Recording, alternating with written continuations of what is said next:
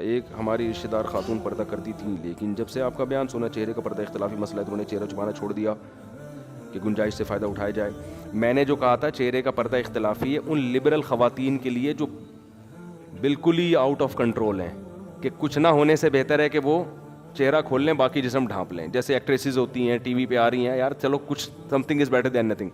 لیکن فتویٰ اسی پر ہے کہ عورت جوان لڑکی پہ چہرے کا پردہ بھی فرض ہے۔ اختلاف کا فائدہ اس کو دیا جائے گا جس کو دین کے قریب لایا جائے۔ جیسے جو لوگ کوئی چائنا والے کتے بلی کھا رہے ہیں، کوئی چائنیز مسلمان ہو،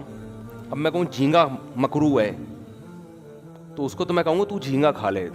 ٹھیک ہے نا۔ فقہ حنفی میں جائز نہیں، باقی فقہا جائز کہتے ہیں، اگرچہ ہمارے یہاں دلائل ہماری رائے میں فقہ حنفی کے بڑے مضبوط ہیں، کیونکہ پوری زندگی نبی صحابہ سے کہیں بھی ثابت نہیں ہے کہ مچھلی کے علاوہ کچھ انہوں نے کھایا ہو، وہ ابھی دلائل کا موقع نہیں ہے۔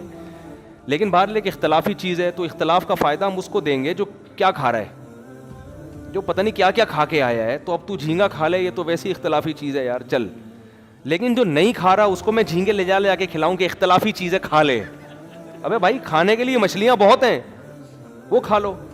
تو جو خواتین بیچاری بالکل بے پردہ ہیں ان کے لیے بہت مشکل لگ رہا ہے، تو یار ہم ان کو کہتے ہیں کہ شاید اس سے اللہ آپ کو گناہ سے بچا لے، اختلافی مسئلہ ہے تو چہرہ کھول لو باقی باڈی چھپاؤ، لیکن نارمل خواتین جن کو یہ وہ تو بھائی چھپائیں چہرہ، عورت کا تو فتنہ ہے ہی کس میں، جوان لڑکی کے چہرہ ہی تو ہے جو فتنے کی جگہ ہے۔